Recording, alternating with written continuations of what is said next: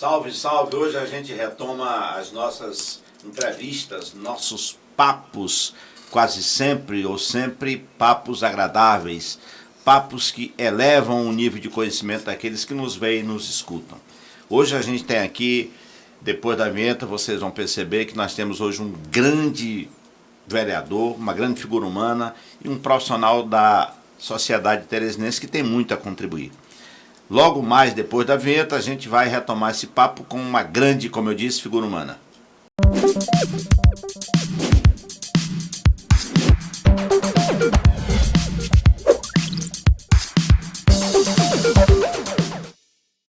Antes da gente iniciar esse papo, eu chamo de papo de governança, esse papo de gestão com o nosso vereador, eu queria agradecer ao governo do estado, através da Secretaria de Comunicação.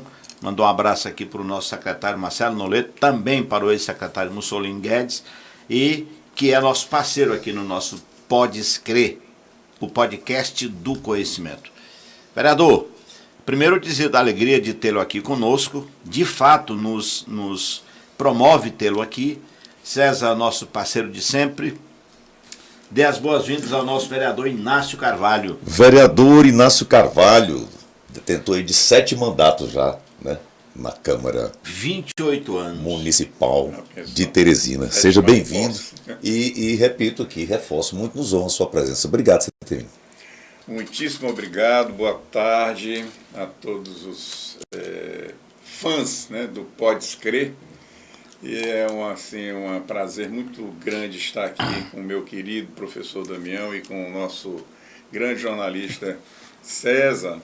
E, assim, eu acho que é sempre importante a gente vir discutir os problemas da nossa cidade, junto com duas inteligências, duas pessoas que fazem a história, tanto na comunicação como na educação. Muitíssimo obrigado pelo convite. A gente sempre começa falando um pouquinho da pessoa, né, do Inácio, né? Mas aí, antes da gente ir nessa área, quero só lhe perguntar, você foi aluno do Damião também? Sim, sim. Não acredito.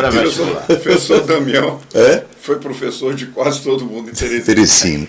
No ano de 2000, no meu primeiro mandato, quando eu consegui minha eleição, fui eleito, passei uma semana em Luiz Correia descansando e retornei logo com uma semana já de vereador eleito no ano de 2000 e me matriculei no cursinho Projúris, foi aluno do professor Damião. Muito bem. Excelente professor, um show de aula. A aula dele é uma experiência viva da história. Então eu aprendi muito com ele. César, eu quero fazer esse agradecimento à fala do vereador, mas dizer assim, Inácio, a proposta do Podes Crer, a invenção desse ambiente aqui, como um espaço de comunicação, ele tem, em primeiro lugar, uma missão de agradecer. Eu disse para o César, quando a gente pensou esse projeto, que se eu tenho alguma coisa, se eu sou alguma coisa, foi em razão da educação. E a educação que eu tive foi em razão dos pais que eu tive. E os pais que eu tive, eles colocaram o professor Damião em escola pública, portanto eu agradeço também aos professores que eu tive. Então eu faço sempre esse agradecimento binominal, aos pais que tive e aos professores que tive. E nessa perspectiva, esse lugar aqui ele é uma extensão da comunicação. Então a gente fez esse projeto na intenção de agradecer à sociedade por tudo que ela nos deu. E a gente agradece assim, dialogando com pessoas como você, que faz o dia a dia de Teresina, que faz o dia a dia da cidade. É aqui que a gente mora, é aqui que a gente respira, é aqui que a gente pensa o futuro. E nessa perspectiva você é uma das pessoas que nos honra muito em estar aqui, porque a gente sabe que nivela por cima o papo, o diálogo e a conversa. O senhor falou dos seus pais, eu sempre lembro, né? Porque se dizia já no passado que casa de pai, escola de filho, né? Isso. Mas, vereador, vamos lá. O senhor é de Teresina? Sim, sou teresinense. Os pais também teresinenses? Também. Minha mãe era do Maranhão e meu pai piauiense. Eu sou daqui, nasci em 1960, vou completar agora 65 anos. Sim. E sou um apaixonado por nossa cidade. Casado com uma teresinense também? Com a picoense. Picoense? Piauí tem tantas mulheres, eu saí daqui lá para Pix para buscar uma para ser a mãe dos meus filhos. Muito bem. Quantos filhos, por sinal? 4 filhos, né? duas médicas, dois filhos, um é um advogado, um engenheiro. O nome da sua esposa? Quênia. Quênia. E os filhos? Aí tem o João Henrique. João Henrique é o mais velho. É o mais velho, é fiscal de tributos da prefeitura. Sim. O Lucas é auditor do Tribunal de Contas. Aí eu tenho duas filhas médicas, uma que é dermatologista, a Isabela, e tenho a Lília, que ela é médica do trabalho da Universidade Federal e é imunologista, né? Tem mestrado nessa área, é da universidade. Doutor Inácio, eu queria que você falasse um pouco do seu currículo aqui, porque aí, para não correr o risco de esquecer de alguma coisa, a sua primeira formação foi em engenharia. Sim, eu sou engenheiro eletricista, formado em Minas Gerais, na Universidade Federal de Minas Gerais, em 1984. Eu fui professor de cursinho de matemática. Lá em Minas. Lá em Minas. Belo Horizonte. Em Belo Horizonte. Na escola técnica também, dei aula na escola técnica do Pitágoras, também no mesmo grupo educacional em Minas Gerais. Dei aula de eletricidade, circuitos elétricos, raciocínio lógico. E também fui engenheiro da CEPISA durante muitos anos. Depois fui aluno do professor Damião, fiz o curso de Direito e passei no concurso da Receita Federal, fui analista tributário da Receita Federal por 3 anos e logo depois, continuando estudando para concurso, sempre no mandato e estudando, passei no concurso da Controladoria Geral do Estado, onde eu sou auditor já há muitos anos. Especialização, algum mestrado? Sim, sou especialista em ciência econômica, em direito tributário e na área de engenharia em circuitos, em microeletrônica aplicada a sistemas elétricos de potência. Então, atualmente, auditor governamental e vereador de Teresina. Exatamente. Professor, então vou engatar aqui minha primeira pergunta. Vamos lá. Nesses quantos anos de vereador que o senhor calculou aí? 28. 28 anos de vereador. O senhor poderia lembrar assim, um dos projetos que o senhor tem carinho, né, por ter não só feito o projeto, mas por ter conseguido aprovar e executar? Algumas interrupções nesse tempo, em razão de algumas suplências, a gente não completou os 28 anos, mas Sim. São 7 posses, né? Sim. De 3 eleições e 4 suplências, mas em todas elas assumidas. Bom explicar. Fique bem claro. Não, tranquilo. Claro. Mas eu tenho assim, uma penetração em várias ações dos meus mandatos. Sempre eu procurei ter uma atuação muito em razão do trânsito, Sim. tanto da fiscalização do trânsito, de radares eletrônicos, da sinalização horizontal e vertical, da sinalização das ruas para levar o direcionamento das pessoas dentro das cidades, tá certo? Na parte de ordenamento mesmo urbano de sinalização. Tenho também um cuidado muito sim com a arborização da cidade. Todas as vezes em que viajo, procuro observar as outras cidades, como é que se comporta a arborização, verificar quais são as nossas carências aqui, vez que nós estamos na cidade que é muito quente, e vendo experiências de outros municípios brasileiros, como Belém.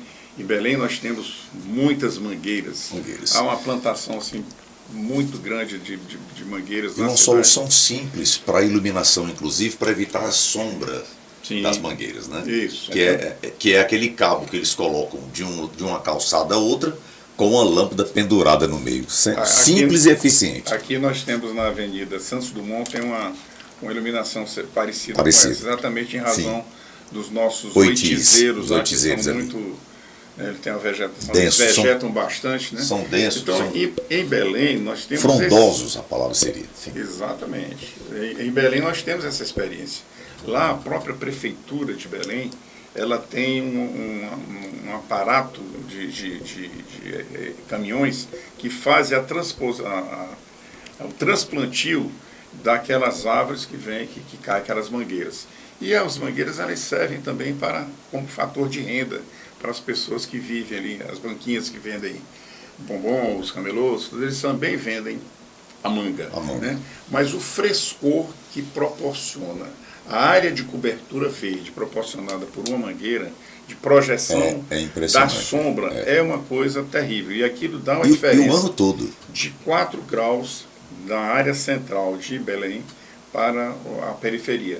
em razão Das mangueiras. dessa experiência fantástica de Belém. E aqui nós temos ali na Avenida Maranhão, do Yacht Club ali até o Acarape, nós temos essa experiência que dá, quando a gente se desloca por ali, a gente consegue sentir uma diferença de temperatura. E outras avenidas, nós temos em Teresina uma arborização muito que causa frescor, mas eu sempre acredito que nós temos que intercalar mais mangueiras, Sim. porque algumas avenidas, por exemplo, aqui na Avenida João 23, onde existem as concessionárias de veículos, nós temos muitas árvores que elas quando nós estamos no mês de setembro, outubro, novembro, elas ficam sem folhagem. Elas ficam sem folhagem, porque é um mecanismo de proteção natural delas. Para se manter viva, né? O angico branco é um exemplo. Enquanto nós precisamos disso. De uma cidade mais fresca nesse período, a gente não tem folha. As próprias árvores não estão também nos fornecendo o que nós precisamos como cidadãos. Então, essa intercalação, eu acredito nela, eu acho que tem que ser implantado nesse plano de arborização da nossa cidade, com essa visão de que as avenidas largas, principalmente, elas têm que ter isso aí, porque a projeção da área de sombreamento no asfalto, ela é muito salutar, porque ela proporciona um microclima de frescor no asfalto, na própria calçada, e aquilo contribui milhares de vezes para uma diminuição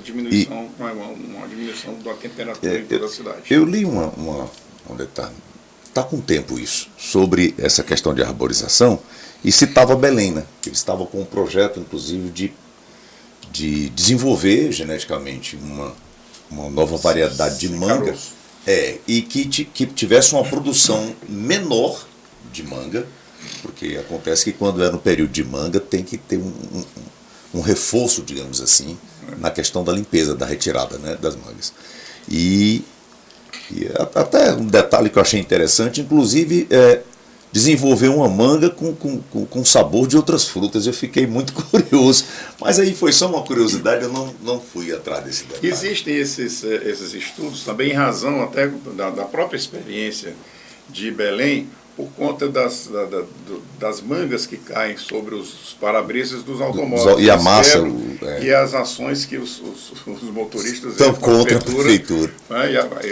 Enquanto as oficinas ganham muito dinheiro para a reposição dos para-brisas, mas existe também isso aí. E tecnologia de desenvolver mangas sem caroço. Sem caroço. Havia também essa preocupação, não sei em que pé que está essa situação lá muito hoje. Bem. Né?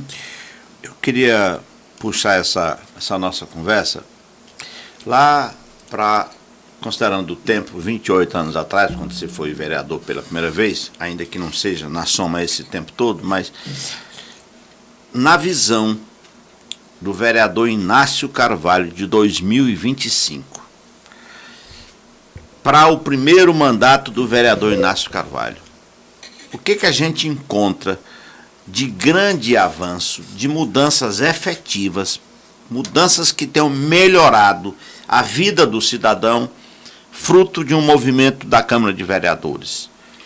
Eu acredito que a Câmara ela sempre fez bons trabalhos, né? Tem cada vereador, ao longo desses vários mandatos que a gente já teve oportunidade de estar presente, ver a ação de cada vereador. Todos são importantes. Todos levam os problemas para discussão. E aqueles problemas que chegam também à Câmara são discutidos nas comissões, nas audiências públicas, né? Agora, a gente vê assim, muito retrocesso nessa área do trânsito, que todos nós sofremos bastante, né? Mas eu acredito que a contribuição com a iluminação pública, que quando meu primeiro mandato era muito precária na cidade. Então, hoje você consegue ver hoje uma evolução nesse sentido, a construção das grandes avenidas, né, utilizando as marginais de nossos rios. Isso melhorou bastante o escoamento do tráfego. Logo depois nós tivemos uma parte de regularização com relação à parte da sinalização, coibição, indústria da multa, dos andares eletrônicos. Nós tivemos essa austeridade maior do poder público para diminuir a quantidade de acidentes, e tivemos também uma melhoria significativa assim, no termo assim, da assistência da área mesmo de saúde, né?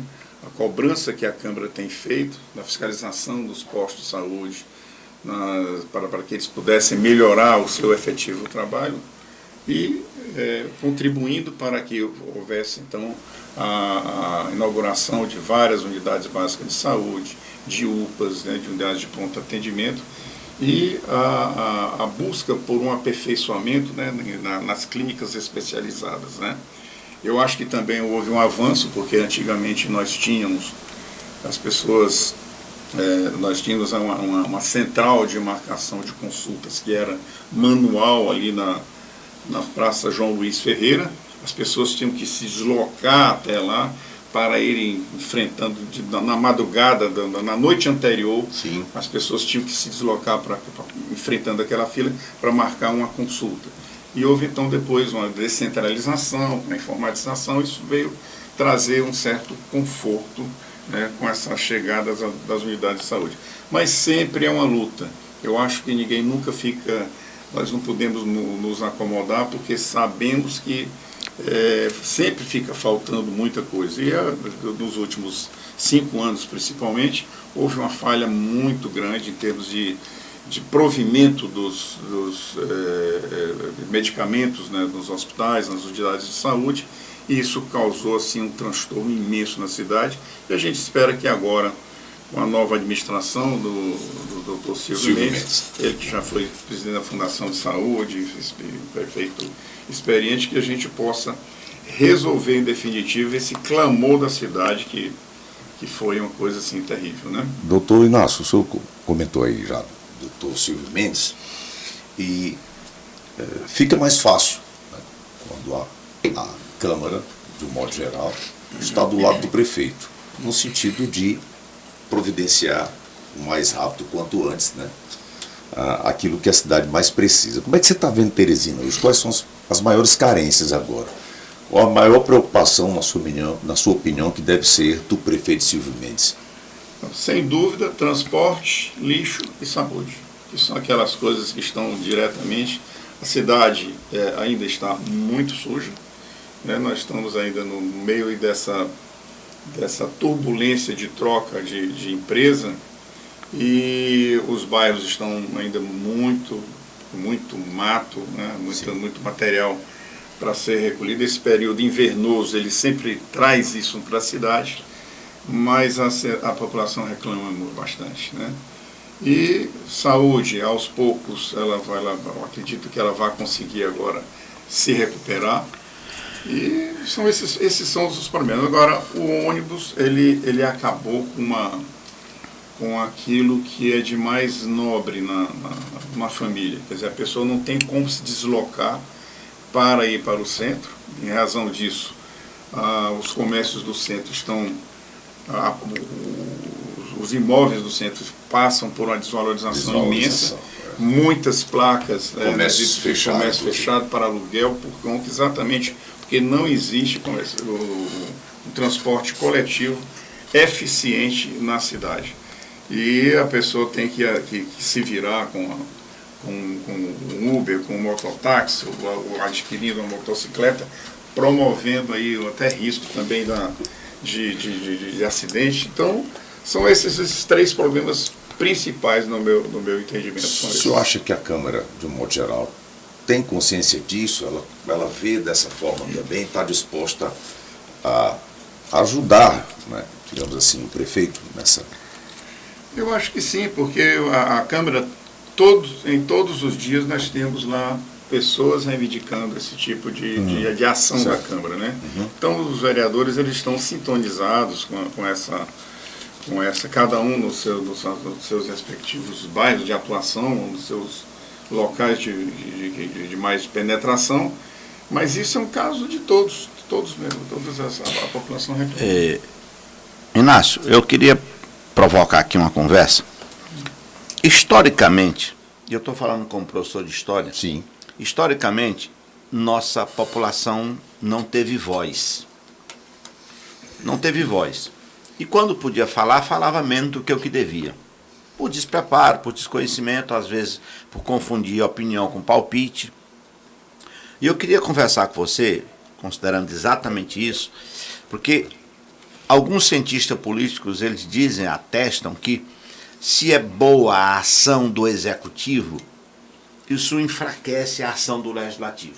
No caso, a Prefeitura de Teresina e a Câmara dos Vereadores. Entendi. Se o executivo é falho, é capenga, aí isso fortalece o legislativo. É como se esse peso e contrapeso carecesse de um equilíbrio para que um não fosse tão, não aparecesse tanto quanto o outro. Dizendo isso, sem esse medo de estar calado, sem esse medo de talvez não dizer o que devesse, você acabou de dizer, e eu quero reforçar e ele provocar nesse sentido.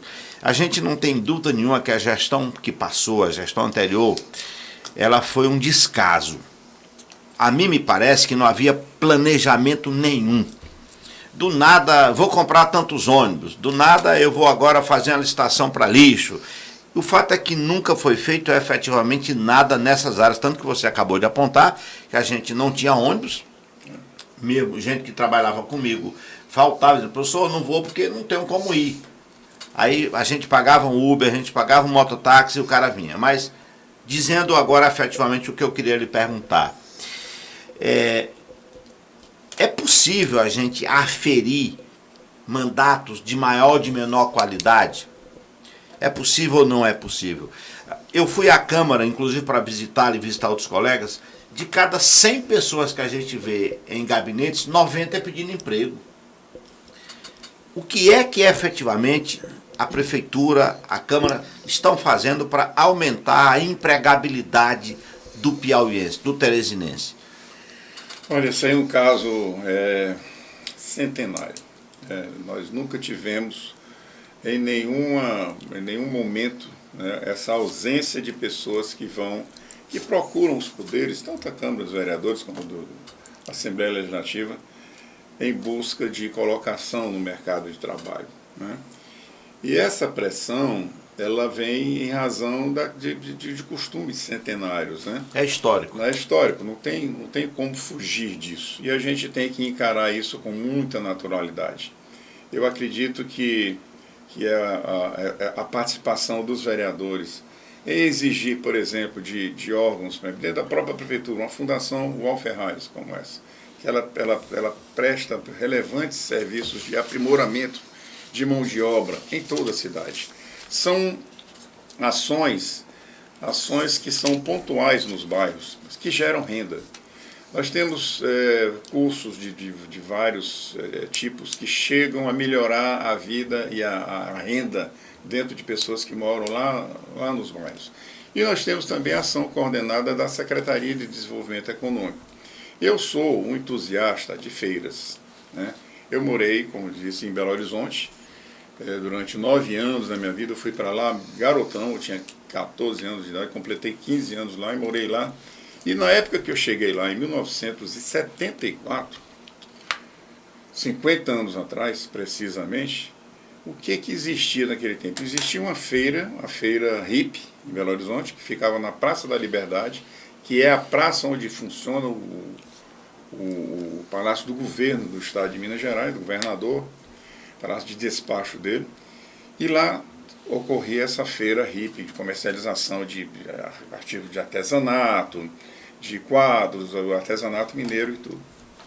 Pois até hoje, eu estive 2 anos atrás na minha festa de 40 anos em Belo Horizonte. Até hoje essa feira funciona, que é uma feira que funciona com uma organização intensa das prefeituras de Teresina, com a coordenação impressionante de montagem dos estandes, e essa feira ela foi deslocada do Palácio do Governo para Prefeitura que o senhor fala de Teresina, de Belo Horizonte. É uma experiência que é interessante, que eu quero inclusive levar essa ideia de levar uma equipe da Secretaria de Desenvolvimento Econômico, vez que agora eu sou membro também dessa comissão de desenvolvimento econômico, para a área tecnológica, tem uma ideia que a gente vai colocar do parque de informática, mas também nessa parte de geração de renda, conhecendo uma experiência exitosa e que está muito estabelecida há 50 anos.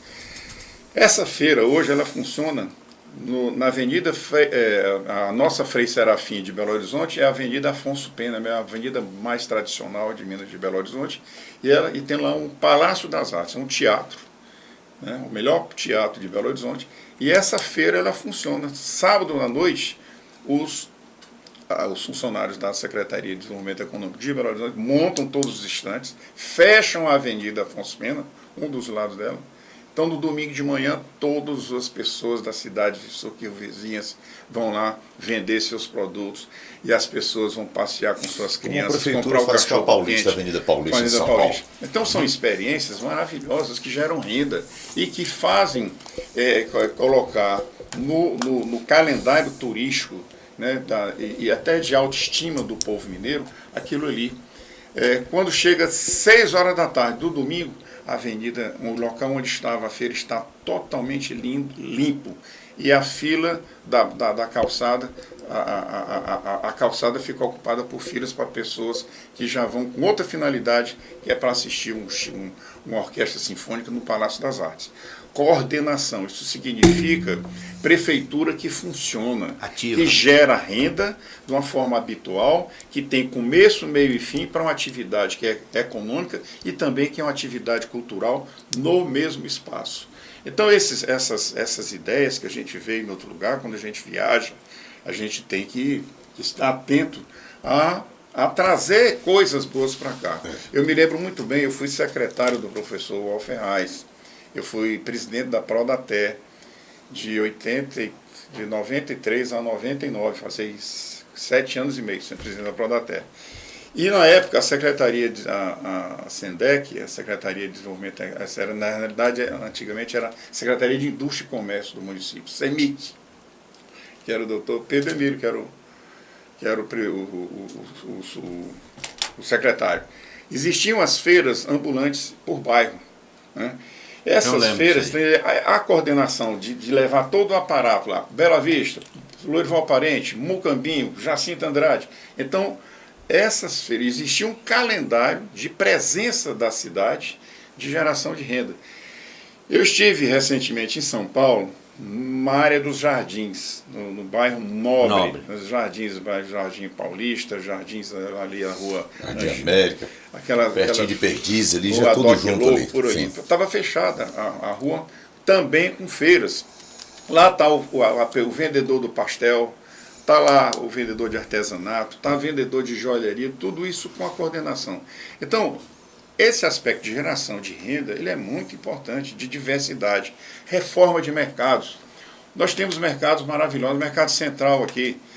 Temos ali a Rua João Cabral.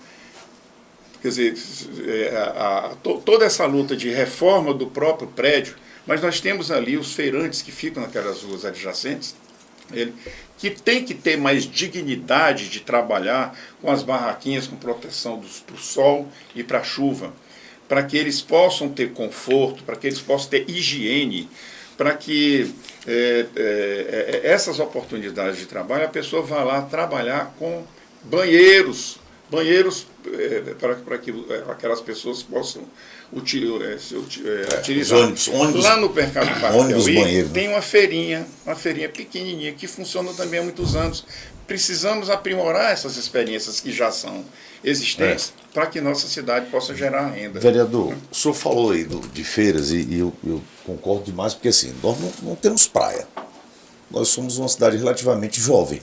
Teresina não tem 200 anos. Nós não temos, por exemplo, um centro histórico que traga turismo, como é o caso de São Luís, né? Andando muito por São Luís é impressionante como qualquer época do ano você chega, passa pelo aquele centro histórico, tem alguém fotografando, o cara com uma câmera profissional, tem alguém de fora da Europa fazendo matéria aqui, né? Eles fazem muito documentário. E eu acho que a saída mesmo aqui é o comércio, é congresso, são feiras, são eventos. E o senhor falou de um caso aí de São Paulo, da feira, porque eu cresci, né, em São Paulo, e é muito comum, até hoje existem as feiras de bairro, na rua. Então, o bairro tal é quinta, a rua é interditada, e vendem de tudo. Do peixe, a fruta, a um pouco de artesanato, roupa, né? Qualidade do alimento. A questão fresquinho, a questão do banheiro. Sempre tem um ônibus que é da prefeitura, e isso a primeira vez que eu vi foi em Recife, né, ali nas feiras que eles faziam, o ônibus da prefeitura, lá masculino, tudo bacana, limpo, né? Então a questão do banheiro é importante. E Teresina, eu nunca vi isso aqui, que eu cresci um pouco lá em São Paulo e vi essa questão. Tanto lá no bairro lá do meu tio era quarta-feira a feira. Não tem um projeto para que se faça isso, não, porque nem todo mundo tem um mercado próximo. Mafuá tinha um mercado, né, que ficou pequeno porque a região cresceu muito. Ali no Cajueiro era um mercado, hoje é o Palácio da Música, não tem mais o mercado. Ainda tem o lá das Nações Unidas, que também ficou pequeno, que cresceu demais. Não seria uma solução interessante uma feira dessa em cada bairro para vender de tudo, né? Do alimento, porque vai o sacoleiro, bota uma roupa, enfim. Esse é o objeto de uma conversa que eu pretendo ter com o prefeito Silvio Mendes sobre isso, para levar a parte dessas pessoas nesse aspecto de implantação dessas feiras, ver qual é a ideia que o governo dele tem, mas a gente conhecer essas experiências, né? Não custa nada nós estarmos sintonizados com essas prefeituras que têm essas experiências exitosas, né? Essa parte de história que você se refere, inclusive estou aqui diante do meu professor de história, eu tenho uma lei que é fantástica aqui, de preservação da história de nossa cidade. Pra você ter ideia, César, o nosso querido Alberto Silva, nós temos um estádio, monumental estádio Alberto Silva, Albertão. Se você perguntar para uma criança que mora ali perto, ali naqueles bairros, Isoleta, se você perguntar se ele sabe quem é por que é o Albertão, ninguém sabe. A história vai se perdendo e é relativamente recente que ele deixou de existir, a sua existência. Agora você imagine como é que eram nossas ruas do centro histórico da cidade. A minha avó morava na rua Félix Pacheco, número 1445. Sabe como era o nome dessa rua? Rua São José. A rua Olavo Bilac, a minha sogra morava lá. Ela era a rua Santo Antônio. A rua Coelho Rodrigues, ela era a rua do Fio.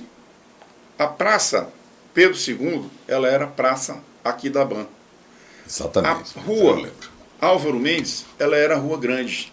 Todas essas ruas, a história de nossa cidade se perdeu, porque as pessoas que foram falecendo no século XX, as pessoas iam substituindo as ruas e a nossa história ia se perdendo. Como é que ficam os livros dos escritores piauienses, que se referenciavam a essas ruas? A Rua Eliseu Martins, antiga Rua dos Negros. Então eu tenho uma lei de minha autoria, que inclusive também será objeto de mais uma conversa com o doutor Silvio, que ele é muito entusiasta desta lei. Quando eu fiz essa lei, porque é uma lei, quando a gente faz uma lei, ela tem um trabalho. Eu não sou de... Tem uma pesquisa, tem um propósito, um objetivo. Um objetivo. Eu sou uma pessoa que eu gosto de estudar, para ver... eu não gosto de Ctrl-C, Ctrl-V, de andar tem um propósito. Eu não gosto de ficar copiando projeto. E colando. Copiando, colando. Então, essa ideia de se preservar a história de nossa cidade, ela traz uma coisa assim, muito nobre dentro de cada uma da autoestima do povo teresinense. E na época eu coloquei essa lei, ela não foi colocada em eficácia, e a gente, quando faz uma lei, é como um filho. A gente tem que cuidar dela e ver o filho crescer, envelhecer. E ele não foi colocado. Eu estive no governo, no segundo governo do doutor Silvio, e fui a ele, e ele deu eficácia a essa lei, mas as placas que ainda existem até hoje, elas estão descoloridas. E era muito interessante as pessoas fotografando Rua Senador Teodoro Pacheco, antiga Rua Bela. Quem foi Senador Teodoro Pacheco? Um breve relato sobre quem foi a figura de Senador Teodoro Pacheco. Tem um livro de escritor piauiense, cujo nome eu não me recordo, que falava o seguinte: estivemos até 1h da tarde jogando futebol nas coroas do Rio Parnaíba e caminhamos em direção ao adro pela Rua Bela, e logo ao chegar ao adro nos dirigimos pela Rua Grande em sentido ao Alto Tamberuoca. Que cidade que é essa? Como é que a pessoa vai saber que aquilo é Teresina? Um escritor que viveu na cidade e que os nomes deixaram de existir, porque simplesmente as pessoas iam substituindo os nomes. Hoje não tem mais isso, não. Hoje, para se trocar nome de rua, tem que ter plebiscito, porque é um desrespeito a pessoa residir durante tanto tempo numa rua, os filhos estão morando fora, cartas, companhias de água, de luz, de telefone, e de uma noite por dia a rua mudar de nome. Então são esses carinhos que a gente tem que ter enquanto parlamentar pela cidade. E é isso que eu procuro sempre fazer. Outra coisa que eu sou muito ligado é nessa história você falou aí do nosso mercado lá falou do mercado Mafuá e o outro lá que hoje é a escola de música, né? Escola de música. Pronto, construção de biblioteca. Lá, aquele mercado onde ali, rapaz, era o mercado antigamente. Qual você está se referindo? E hoje é a escola de música. Da escola de música era o... Eita, acabei de falar aqui, já não... Pronto, pois aquele mercado ali, eu morei bem pertinho, na Rua Barroso ali. E o que acontece? Era a minha ideia de colocar a biblioteca, porque eu tenho alguma visão com relação à construção de biblioteca, porque as pessoas que têm mais renda, que podem dar aos seus filhos a possibilidade deles estudarem em ambientes como esse, confortáveis, climatizados e com silêncio, que é isso que o estudante precisa. A gente, quando luta pela educação, a gente tem que estar também olhando para o próprio aluno. Quantas são as pessoas que têm condições de ter um ambiente como esse, silencioso, confortável e com internet para poder estudar? Qual é a condição de competitividade que um filho de uma pessoa que mora nos mais longínquos bairros de Teresina pode competir até no Enem ou em concursos públicos com alguém que tem um filho e ele possa pagar uma pessoa para estudar em empresas que hoje nós sabemos que existem empresas que alugam espaços confortáveis como esse para a pessoa estudar. Eu tive a experiência dentro de casa. A minha filha foi fazer uma residência médica e, embora a minha casa tenha um pouco mais de conforto do que a maioria das casas de Teresina, mas ela mesma me pediu, para ela ter um desempenho melhor na prova nacional dela, que fosse estudar numa empresa dessas privadas. Tudo bem, eu podia pagar, mas é a pessoa que não pode pagar. Que esperança que ela tem do filho dela ter a competitividade com alguém? Até por isso que o destino talvez seja o único, né, nos últimos anos, né, talvez até no Brasil são poucas experiências.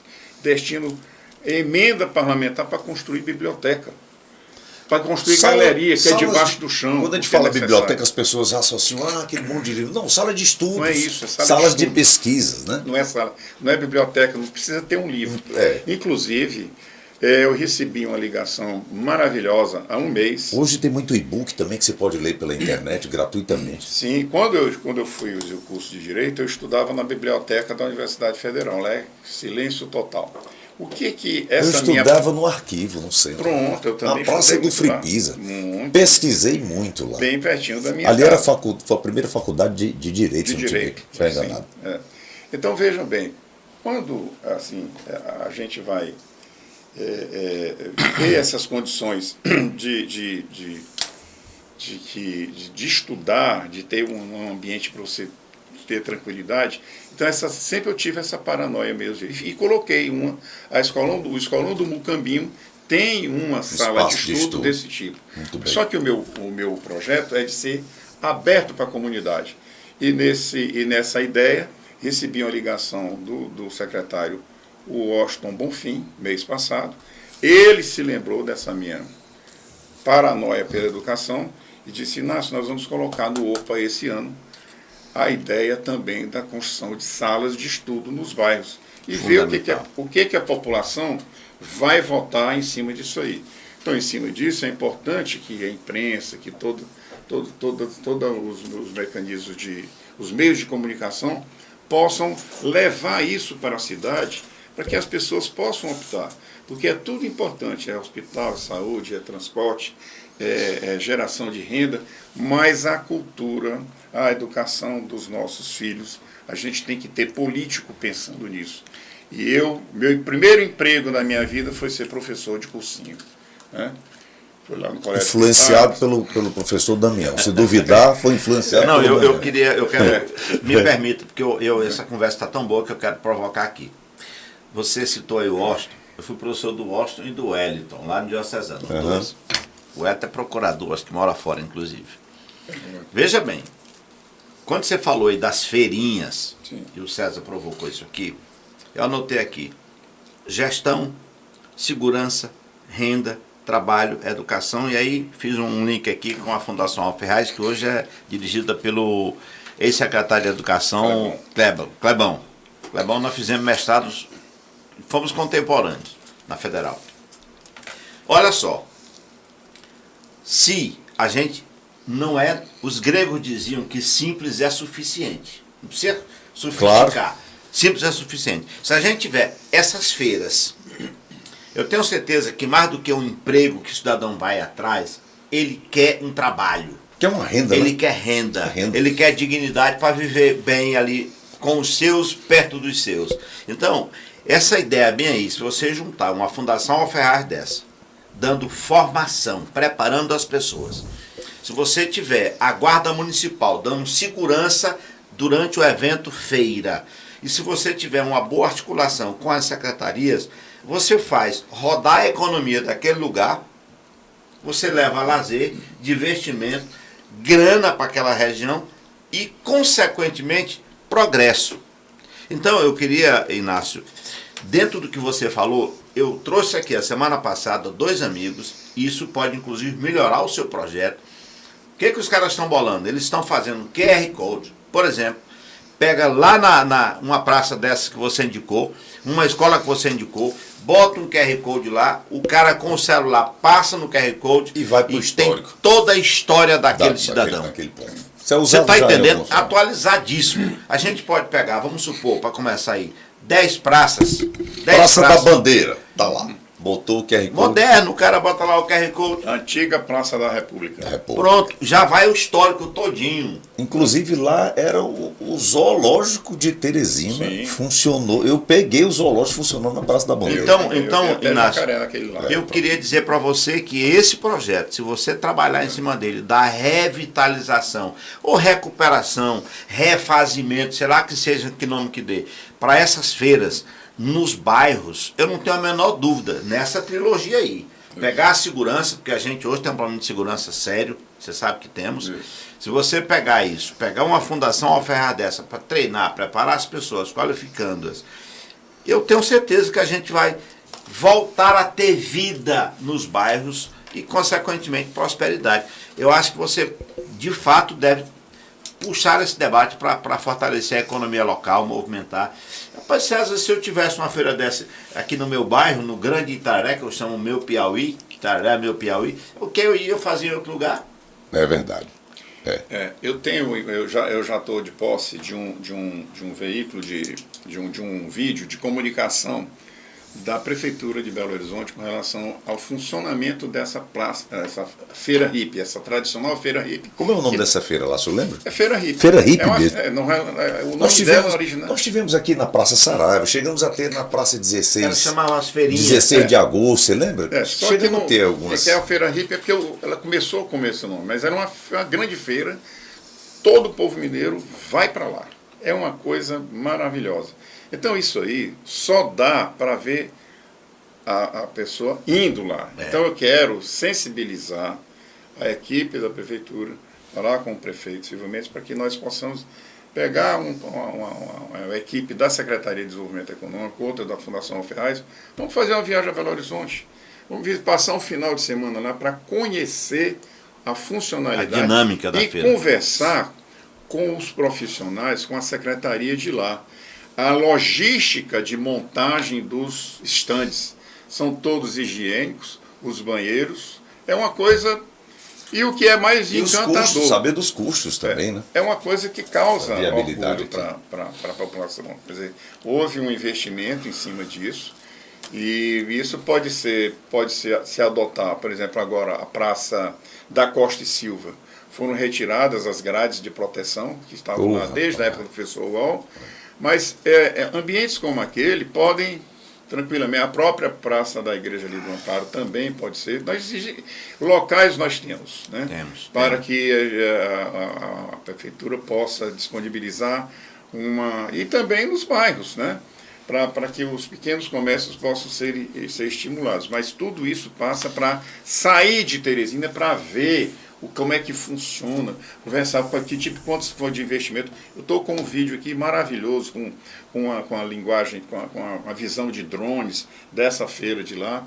E eu gostaria muito, eu vou conversar com o prefeito sobre isso, sobre essa nossa ideia de tentar melhorar a geração de renda na cidade. Eu quero até que o professor me ajude aqui, que o professor falou aqui na segurança que isso aqui envolve tudo. Isso aí. Eu, inclusive, tinha anotado aqui a Praça Saraiva da Costa e Silva, já tinha notado, você citou aí. Eu fico pensando, e o professor já conversamos muito sobre essa coisa de planejamento. César, tudo que se for planejado, né, tudo que a gente planeja, a gente diminui aí os riscos de erro, né, e aumenta as probabilidades de sucesso. Então, assim, e a história, eu estou ao lado aqui de um doutor, né? Doutor em história, já pós-doutor. Eu sou pós-doutor, rapaz, pois pronto, rapaz. Fiz aqui na UFC. Pronto, o homem já é pós-doutor. Então, assim, expansão. Para acabar com essa pergunta que a gente faz muito, rapaz, por que não pensaram nisso antes? Poxa, a gente tem exemplos de cidades não só fora do Brasil, mas aqui no Brasil, né?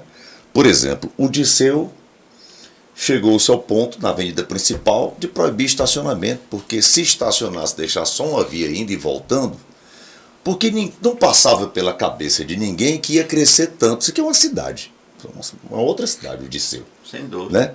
Porque assim, não, rapaz, vamos fazer logo essa avenida com 3 vias. A gente tem a Avenida Jockey Club que termina na Kennedy, ok, era suficiente chegar até a Kennedy, mas ela não pôde continuar depois. Porque antes ali era o Tiradentes Esporte Clube, que hoje é a maternidade Dona Evangelina Rosa, e fica uma avenida larga, bem estruturada, mas que não passa dali, como é o caso aqui do Dirceu, quando chega ali na Joaquim Nelson, não é isso? Joaquim Nelson. Acabou. Na época era, mas e depois, se crescer? Não era bom deixar o espaço para continuar? Outra coisa também, que isso aí, ó, a gente tem a questão das nossas praças, que foram depredadas, né? Você falou da Costa Civil, que eu achei ótimo, passei lá, viu? Inclusive estão fazendo a sinalização horizontal na Avenida Maranhão, né?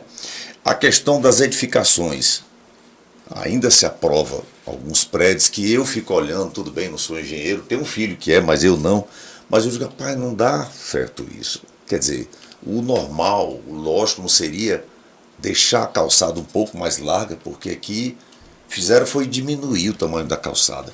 As calçadas hoje, você, inclusive em alguns cruzamentos, os carros têm que invadir um pouco.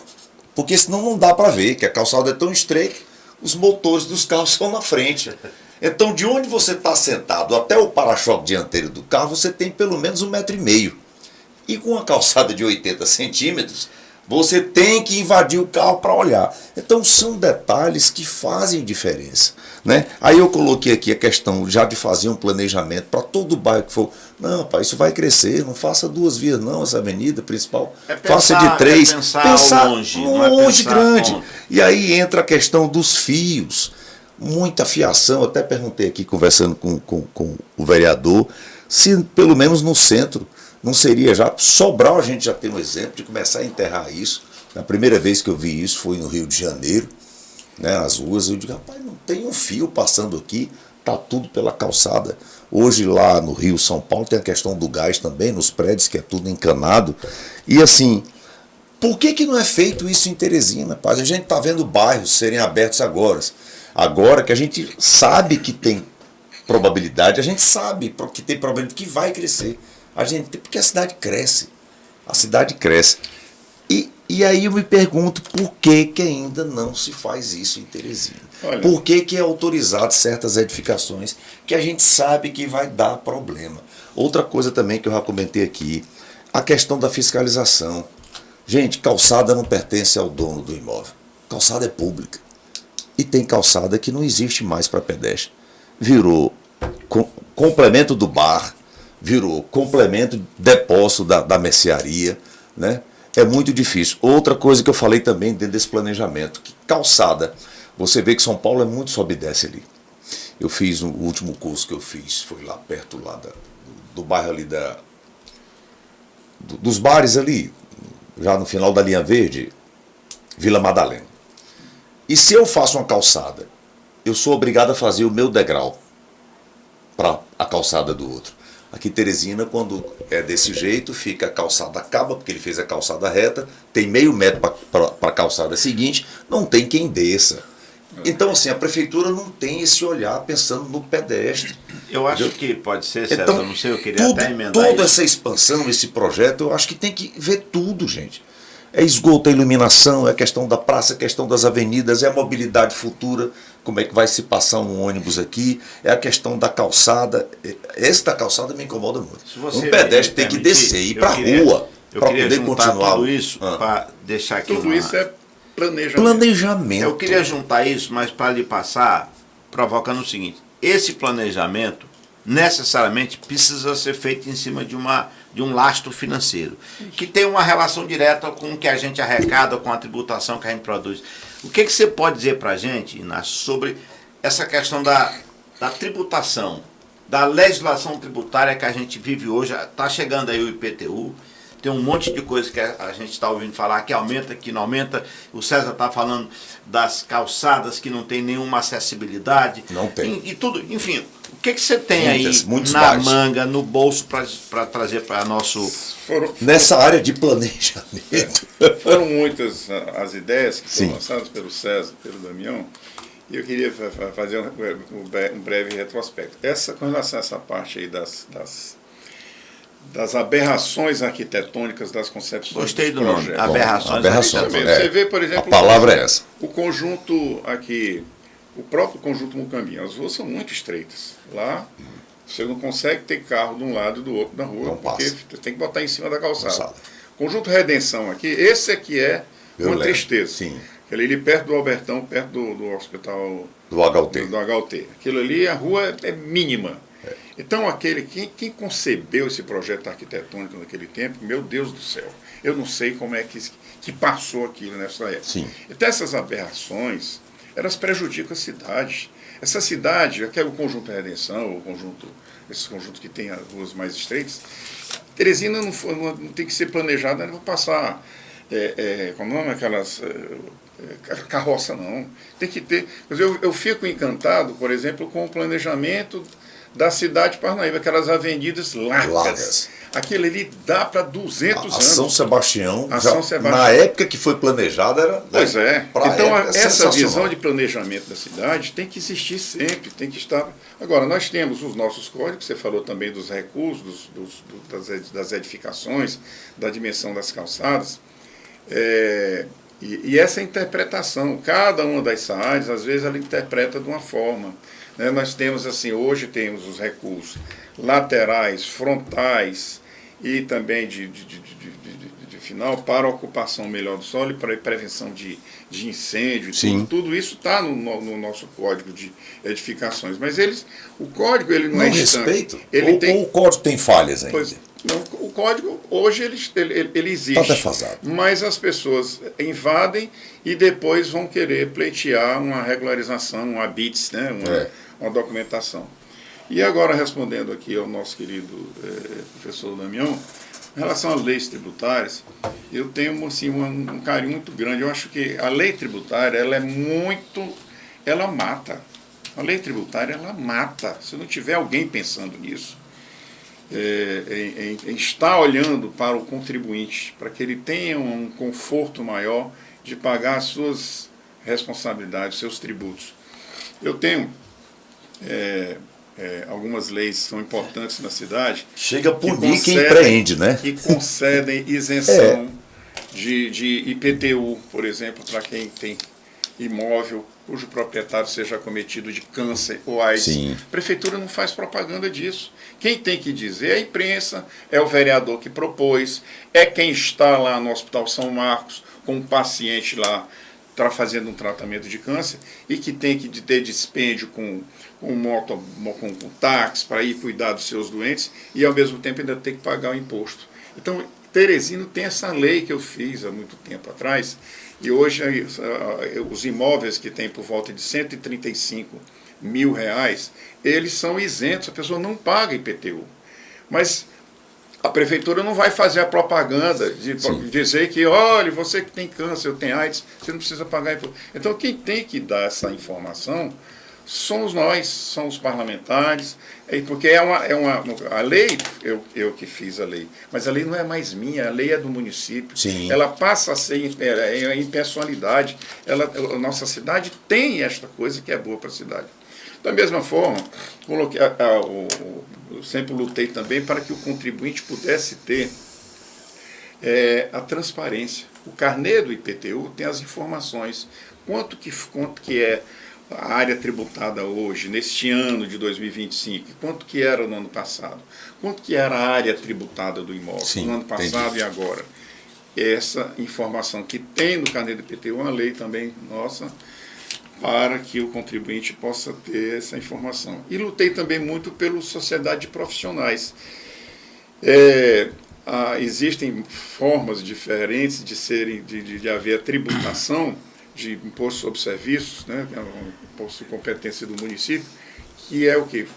Psicólogos, engenheiros, fisioterapeutas, médicos, arquitetos, contadores, toda essa turma aí iria ser tributada de uma forma muito pesada. Então tem que ter dentro dos poderes quem goste da matéria, que eu gosto muito dessas, é minha área como auditor, de cuidar dessa área tributária, porque ela atinge em cheio uma família se não tiver um político que esteja sintonizado para fazer com que essas leis sejam menos danosas para o contribuinte. Isso eu sempre tenho colocado. Ainda nesse aspecto aí da política urbana, de urbanização, de edificação, sim, também vai muito também com uma coisa de calçados, nós temos um grande problema em Teresina também.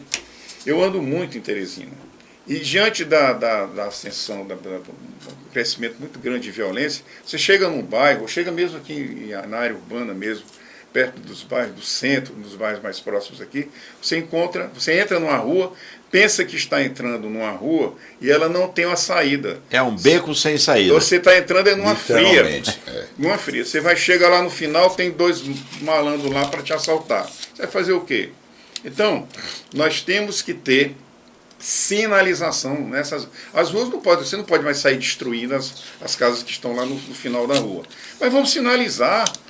O Código de Trânsito Brasileiro tem lá ruas sem saída. Exatamente. Tem que ter isso. CTB tem. Né? E eu estou agora também com aparelhamento de uma solução também legislativa muito importante, que eu já estou também em entendimento com a Procuradoria do município e também com com alguns SAADs e com o próprio prefeito, doutor Silva. Eu vou levar ele uma ideia de aproveitamento dessas ruas sem saída, com uma solução de engenharia e legislativa em cima delas, para minimizar o sofrimento e o furto. Olha, para você ter ideia, ali na Avenida Dom Severino, quando você atravessa Almero, Castelo Branco, depois da Praça das Violetas ali, tinha uma agência da Caixa Econômica, aquele prédio ali à direita.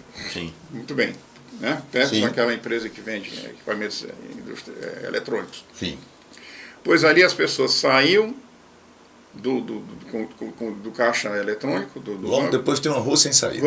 Rua Diamante, aquela rua. Imagina.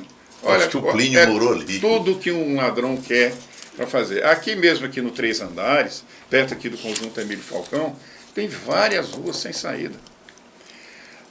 Então, assim, lá na rua Rua Sotero Vaz da Silveira, lá na Zona Norte, você entra naquela rua, o pior, essa rua ela é curva.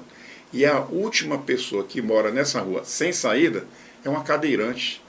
A rua ela deve ter uma extensão de mais ou menos 150 metros, vai ser asfaltada agora, a emenda de minha autoria. Lá tem essa senhora que não sai de casa porque não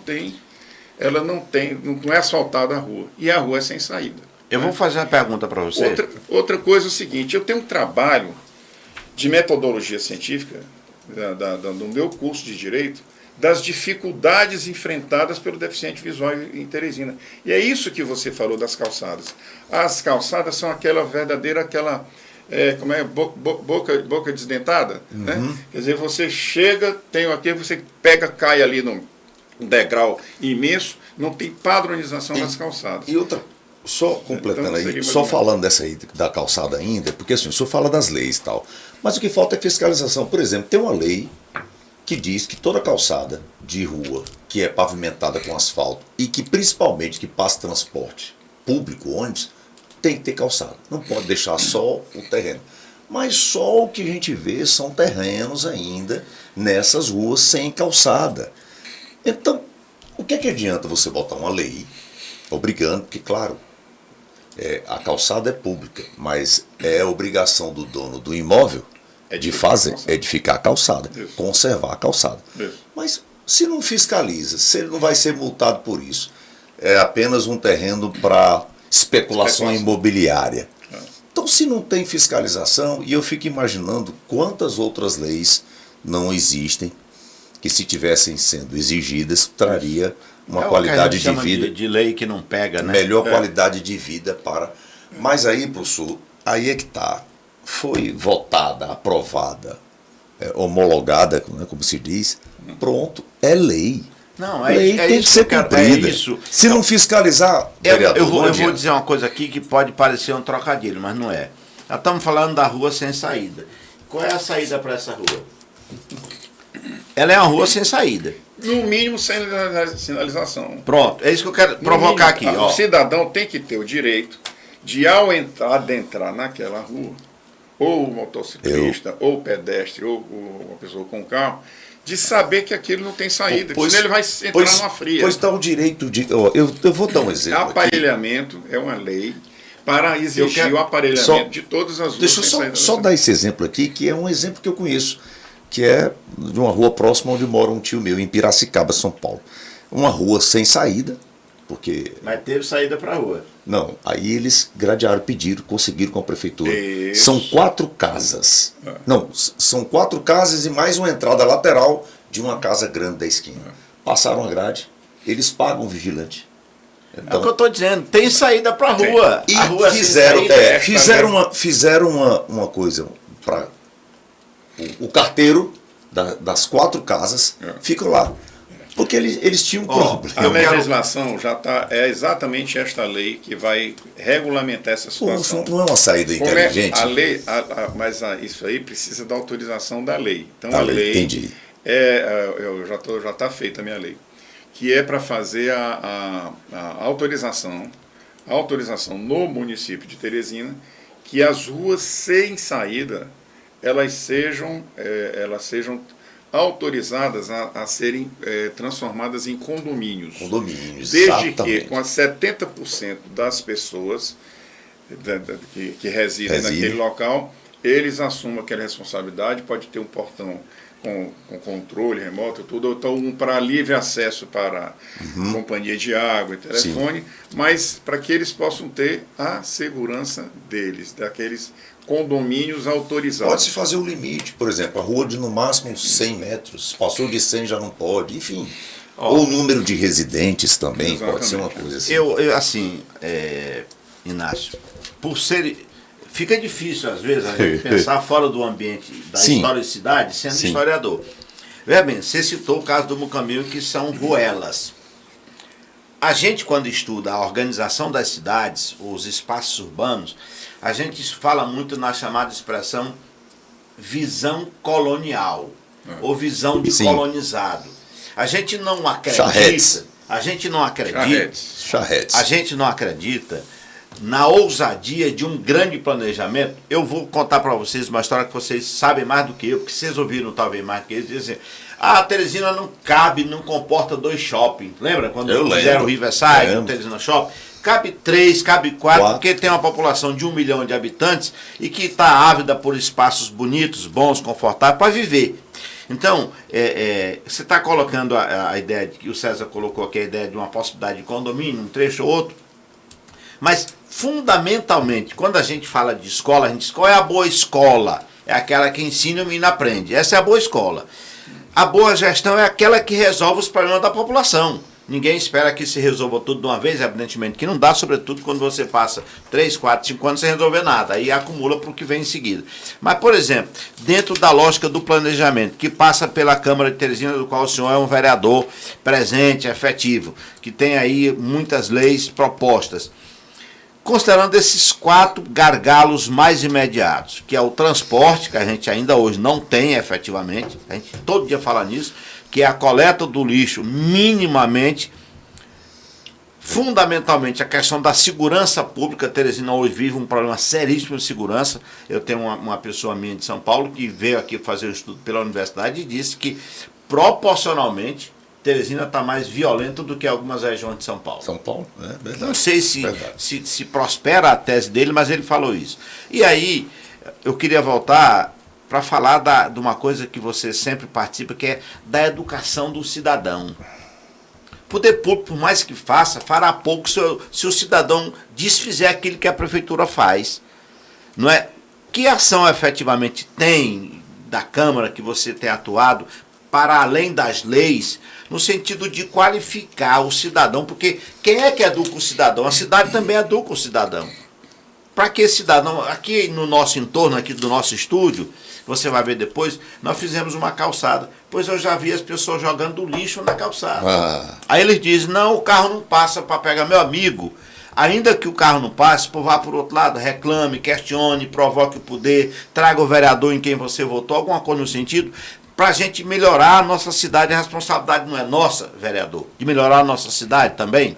É verdade, eu acho que essa responsabilidade, que é de todos, ela tem que ser presente. E eu me lembro muito bem quando o prefeito Elmano Ferrer, um mês que ele tinha assumido, a gente rodava, eu era líder dele na Câmara, e a gente andando pela cidade, nós passamos ali pela Morada do Sol, ali atrás daquela igreja do Padre João, por aí.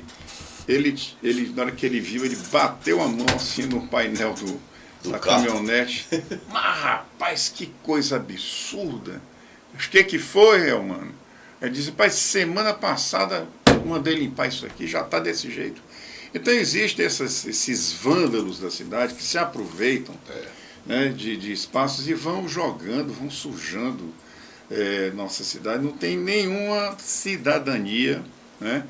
E tudo jogando nas calçadas. Não caberia uma campanha de novo, Operação Pega o Surrão 2, premiando aí quem... você vê o seguinte, mas também a austeridade da própria legislação. Como você falou, a história das calçadas. Né? Nós temos, e da edificação de calçada, nós temos o Estatuto das Cidades.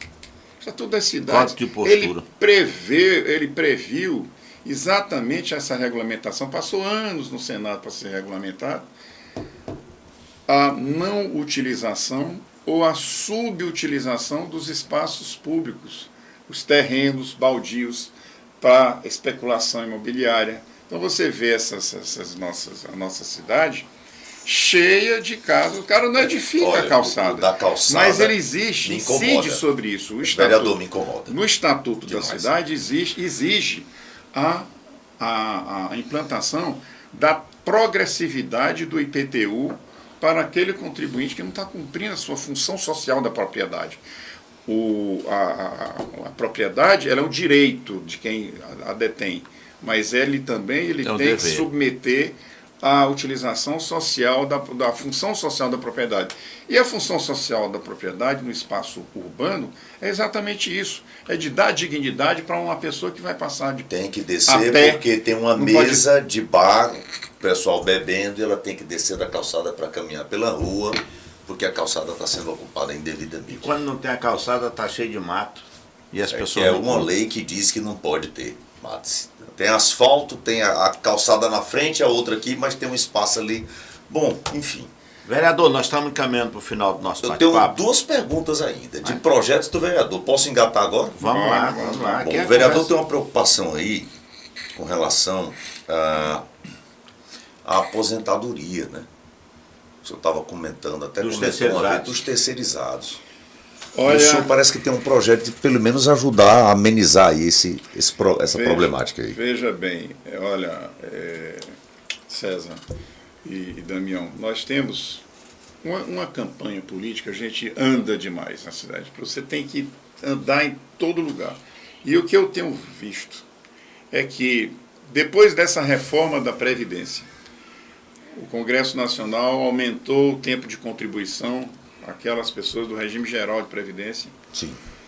para que essas pessoas se aposentem com mais idade. Falta cair os dentes agora a pessoa para conseguir a sua aposentadoria. Boa. Ora, então veja bem, se existe já uma lei dessa forma, como é que as empresas que prestam serviço para o serviço público, a título de terceirização de serviço, para a prefeitura, para o Estado, para a União mesmo, essas empresas ganham licitações para empregar 500, 1.000 empregados, e na hora deles contratarem essas pessoas, a gente receber reclamação sobre etarismo, sobre essa discriminação Em relação à em idade. razão da idade. Da idade. Discriminação existe de todo tipo, mas em razão da idade, as pessoas deixarem quem tem 45, 50 anos já ficar preterido do mercado de trabalho, Absurdo. porque aquela empresa que está ganhando nas tetas do governo e está deixando de empregar uma pessoa que tem de 50, 50 e poucos anos. Ora, qual é o reflexo disso que a gente vê dentro dos bairros? São pessoas desassistidas, Nova, 50 anos, 50 cabe novo. anos, mulher e homem, os filhos desassistidos, indo às vezes sem a proteção financeira dos pais. E eu digo isso porque eu perdi meu pai, eu tinha 45, ele tinha 45 anos de idade, eu tinha 12. Eu sei o que é, dentro de uma casa, faltar uma renda de um pai. Então imagine hoje uma pessoa com os mesmos 45 anos ou 50 deixar de trabalhar. Então, eu tenho uma ideia legislativa para resolver em definitivo essa situação. E vai ser a lei dos 45 anos. Para que quem quiser prestar serviço no município tem que se submeter a algumas exigências. Tem cota para tudo nesse país.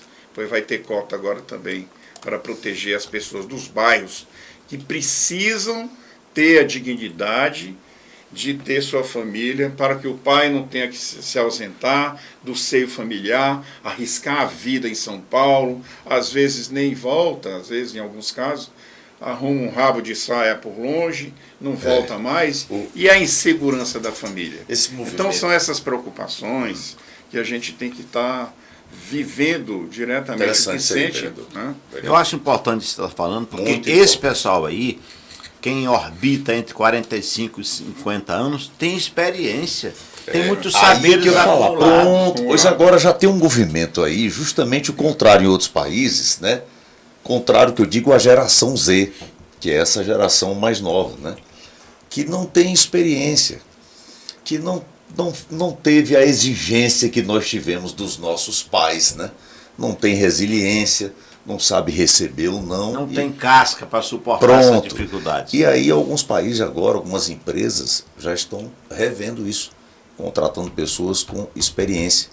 Porque você está contratando, eu vou dar um exemplo aqui, o que eu faria, 2 profissionais, mesma formação, né? Mesma experiência, o mesmo tempo de formados, tem a mesma experiência, né, de trabalho, mas aí quando eu pergunto situação tal, eu digo, olha, eu faria isso. Aí o outro diz assim, eu já passei por isso, eu já faria. Quando a pessoa diz, eu já passei por isso, para mim já muda muita coisa. Porque é aquela história, só quem viveu sabe exatamente como é. Não, eu acho essa sua preocupação, sobretudo humana, porque de que olhar você está vendo para dizer que alguém com 45 anos está obsoleto, está velho, não serve mais. É só o vigor físico da idade de 30, de menos, que a empresa considera para contratar, é um absurdo isso. Exatamente. Então, assim, eu acho que essa sua propositura precisa ter eco, porque às vezes a gente diz, vereador, as coisas, mas elas não são tão bem ditas quanto deveriam, e as pessoas não sabem. Porque hoje, eu acho até que a gente depois pode provocar uma nova conversa com o Inácio, vindo para cá. É uma lei, está em projeto, como é que está isso? Sim, lei, já está feita aqui para apresentar. Já. Depois de apresentada, a gente vai ter uma conversa aqui sobre a repercussão disso no meio dos terceirizados. Porque eu tive agora recentemente, eu sou da escola de governo e a gente está fazendo formação. Olha o título do projeto. Projeto de vida após a aposentadoria. Ou seja, não é que o cara, tudo bem, se aposentou, mas e o projeto? E o que vem?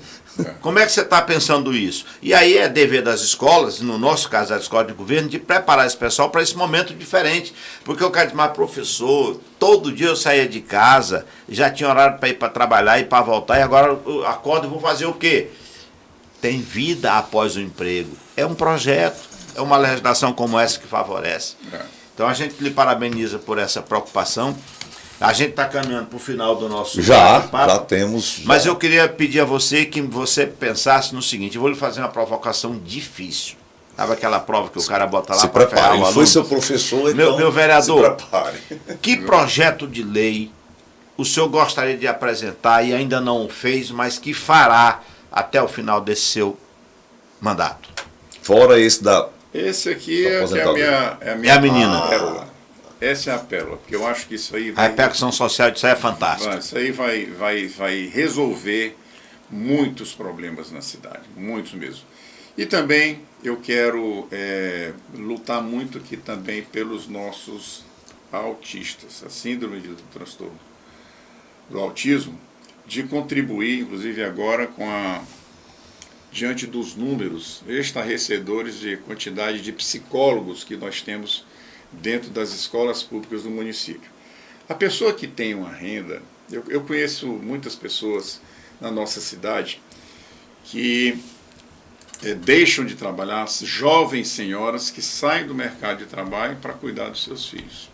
Agora, quem tem uma renda, vive com uma renda salarial, uma faixa salarial boa e consegue dar ao seu filho o provimento de um psicopedagogo dentro da sala de aula para acompanhamento da sua criança, tudo bem. É a mesma história da biblioteca que eu estava falando. Mas e quem não pode? Que é a grande maioria. Que é a grande maioria, da escola pública. Então, os políticos têm que estar sintonizados que hoje a vertente é outra. As doenças psicológicas, elas estão muito mais presentes diante da internet, a presença maligna das telas dentro das crianças de 2 anos, a não permanência de criança. Isso tudo está dando um boom nos problemas psicológicos e psiquiátricos. E isso está refletindo diretamente naquilo que a sociedade sente hoje. Então isso reflete também na autorização legislativa para que os psicólogos, nossos profissionais da psicologia, tenham mais oportunidades de contratação. Por que tem que continuar só 30 e poucos psicólogos nas escolas, se tem 200 e tantas escolas? Entendeu? Então nós temos que aparelhar essas escolas e conversar para fazer mais concurso, ou se tiver concurso já, e dar a previsão legislativa para que a prefeitura possa também contribuir nesse aspecto. Então são várias ações, realmente são infinitas as ideias. Eu gosto muito de ouvir as pessoas para transformar, gosto muito. Todas as ideias eu procuro sempre estudar as ideias que me apresentam e também sentir e transformar a realidade daqueles que precisam mais do que a gente. Muito gás ainda para trabalhar? Sim, o velhinho aqui está... Tá on. Tá on, né? Boa! Mas olha, eu vou dizer para você, assim, a gente está fazendo esse programa e a gente quer mesmo, a gente está com um próximo projeto nosso. Você acabou de falar, por exemplo, na ideia de que você tem um vídeo que foi captado, tem imagem de drone lá de Belo Horizonte. Sim. No nosso próximo encontro, na hora que você fizer isso, nós vamos botar isso aqui para o pessoal ver. Sim, sim. A nossa ideia é profissionalizar ainda mais esse nosso bate-papo, tanto do ponto de vista das temáticas, quanto do ponto de vista do aprofundamento, porque como a gente tem dito, isso aqui é um espaço para conhecimento. Portanto, a gente não vai ficar nas águas superficiais, a gente vai aprofundar para que as pessoas, ao ver, ao assistir o nosso programa, de fato, tenham ali um espaço de pesquisa e inspiração para projetos. A gente já vem fazendo isso, de certa forma, professor, que é transformar. Porque o podcast, quando surgiu, era só áudio. Era só áudio, né? Aí depois veio o podcast com imagem. Mas essas imagens se limitam a mostrar quem está perguntando e quem está respondendo. A gente já está fazendo aqui alguns programas que, enquanto a pessoa está falando, a gente está mostrando vídeos, fotos, está ilustrando com gráficos, né? E o caminho é um podcast documentário. Por exemplo, assim. isso que você disse aí, você não vai escapar fácil não, nós vamos lhe provocar, sabe por quê? Não, eu vou dizer sabe por quê? Porque você vai apresentar a lei, ela vai ser aprovada. Depois E vamos trazer ele aqui. Nós vamos perguntar quem é que vai fiscalizar, como é que de fato a gente vai saber como se vai a empresa funcionar. X ou Y não preteriu, ainda que sobre a égide de uma lei, não preteriu o rapaz que tinha 45 por um de 30. A gente vai buscar essa informação e na hora que a gente for, na próxima conversa aqui, a lei vai estar aqui no telão e a gente vai discutir a lei e os seus efeitos, seus desdobramentos. Exatamente. É isso. Nós temos que ver isso aí, porque eu acho que até a própria Procuradoria do Trabalho, ela tem instrumentos valiosos para, no ato de fiscalização dessas empresas, mostre logo aqui, tantos por cento aqui que tem acima de tantos anos em atenção à lei número tal. bem. Se não tiver, multa de tanto. E é isso aí, escreveu Eu acho no que é lei, isso. o pau Só dói para algumas Lei- pessoas quando sente no bolso. Lei sem pena não Exatamente. é nula. Lei sem pena, a gente fica com pena da lei. Fica com pena da lei. Esses trocadilhos a gente sempre... Mas é verdade. Você conhece uma lei, por exemplo, a lei do capacete? Sim. Rapaz, é a cidade do interior do Piauí todinha, Não existe. todas. No- Eu, quando vou dar palestra, eu digo, vem cá, essa cidade aqui, eu vi um outdoor ali que diz assim, proibido usar capacete. A turma... Por quê? Os professores vão para as escolas e não vão com Sem capacete. E agora, Vamos fazer um projeto a partir da própria escola. O senhor já está cobrando já dos prefeitos um compromisso. É verdade. Com relação a ele fala aqui da sinalização, que é uma preocupação do vereador, acho que a gente se identifica muito nisso. Eu até quero pedir desculpa, que alguns momentos aqui eu acho que aparece uma exaltação, mas é porque é uma indignação mesmo, sabe? A gente não pode perder a capacidade de se indignar. Eu não posso achar que o comum seja o normal. Normal, não é. Não tem como, professor. Então, assim, eu sou motociclista, não motoqueiro. Eu sempre gostei de moto, inclusive ele sabe, eu acabei de adquirir uma nova moto, é a quinta moto. É um playboy, Eu gosto, apesar são dos seus motos 50 e tal. anos. Então, assim, eu acho um absurdo, sabe? Porque, assim, se eu não respeito nada, o que eu posso cobrar de um administrador, de um político? Nada.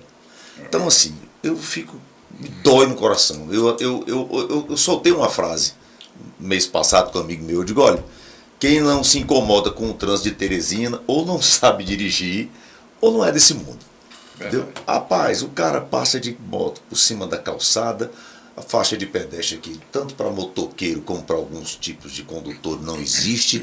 Ele faz retorno por cima do canteiro central, onde ele achar que deve. Semáforo vermelho para moto parece que é verde. Né? Educação. Então, assim, pois é, mas o vereador falou uma coisa aqui. Se não tem punição, para que lei? Perfeito. Tem que ter pena. Tem que punir. Tem que ter punição. Pena no sentido da punição. Como eu já ouvi, para que esse tanto de câmera eu queria que tivesse era 50 milhões de vezes mais. Sabe? Porque eu não estou fazendo nada de errado, eu não tenho medo de câmera, eu não tenho nada para esconder. Ia facilitar muito o cumprimento da lei de Você não trânsito. tem nada para esconder e nem esconde nada. Nada. Então, assim, eu me identifico muito com as coisas esses vereador projetos do Inácio. vereador Inácio, porque trânsito, gente. Né? Vereador, nós vamos agora todo aqui mundo. para você dar as considerações finais. Você encerrar o nosso programa hoje. Sua Sua mensagem, mensagem vereador. para seus eleitores, para a cidade de Teresina, para os seus colegas de Minas Gerais, para O todo nosso mundo povo. que tem em você uma referência de respeito. Eu quero aqui agradecer, né, a você, meu querido professor Damião, e ao César, grande jornalista, por essa oportunidade da gente estar aqui discutindo a cidade, né? Eu acho que é sempre oportuno, né, de pessoas que queiram bem nossa cidade. Isso é a condição para ser um bom vereador, é estar sintonizado, ouvir sobretudo e estudar os problemas, ver as situações de exemplos de sucesso. Nós falamos aqui rapidamente de tantos exemplos de sucesso. É sair, é aquela história, o vereador ele tem que estar nos bairros para sentir o povo, mas para ele ver grandes ideias de geração de emprego, de experiências de outros municípios brasileiros. Nós citamos aqui experiência de arborização de Belém. Nós falamos aqui da feira de São Paulo. Nós falamos da feira de Belo Horizonte. Tudo isso existe no nosso país, pertinho daqui. Mas a gente tem que copiar o que presta. Bons exemplos. Nós não podemos ficar reinventando a roda. O tempo urge. A empresa, a população espera dos políticos, né, ações mais ágeis para que implemente as situações simples, às vezes, que funcionam. Que funcionam. Muito bem. Os gregos perguntavam assim, Inácio, qual é a vida que vale a pena ser vivida? Eles respondiam, é aquela que você não quer que passe. Olha aí. Então, quando você vê uma gestão como aqui passou, e que a gente rezava para ela passar, é porque ela não era uma boa gestão. Sério. Eita. Quando você vai dar uma aula e que você está rezando para aquela aula acabar, é porque aquela aula não é boa. Não é boa nem para você, nem para o aluno. Por isso que essa conversa aqui quase não acaba, porque essa conversa foi boa. Foi boa e vai voltar. Vamos trazer aqui. Inácio, obrigado. Vamos brindar aqui ao nosso vereador Inácio Carvalho. Brindemos, pois. Brindemos. Saúde e vida longa a todos nós. Saludo. Saludo.